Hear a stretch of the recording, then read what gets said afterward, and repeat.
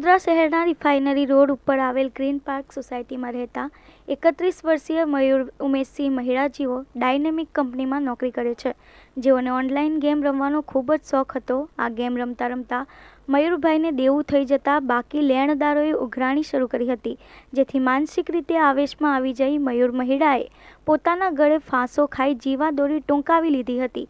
બનાવ અંગે ગોરવા પોલીસને જાણ કરાતા પોલીસે મૃતદેહને SSG હોસ્પિટલ ખાતે ખસેડી આગળની કાર્યવાહી હાથ ધરી છે। હાલ તો પોલીસે આપઘાત કરનાર મયુર મહિડા પાસેથી સુસાઇડ નોટ પણ મળી આવી છે, જેમાં તેણે લોન ભરપાઈ કરી દીધી હોવા છતાં પણ કેટલાક ઈસમો તેને મોબાઈલ ફોન પર ધમકી આપી તેના ડોક્યુમેન્ટનો દુરુપયોગ કરવા સાથે સોશિયલ મીડિયામાં તેને બદનામ કરી નાખવાની પણ ધમકી આપવામાં આવી રહી હોવાનો ઉલ્લેખ કર્યો છે। આ સમગ્ર મામલે ગોરવા પોલીસે મૃતદેહને પોસ્ટમોર્ટમ માટે SSG હોસ્પિટલ ખાતે ખસેડી સુસાઇડ નોટ કબજે કરી ઝીણવટભરી તપાસ હાથ ધરી છે।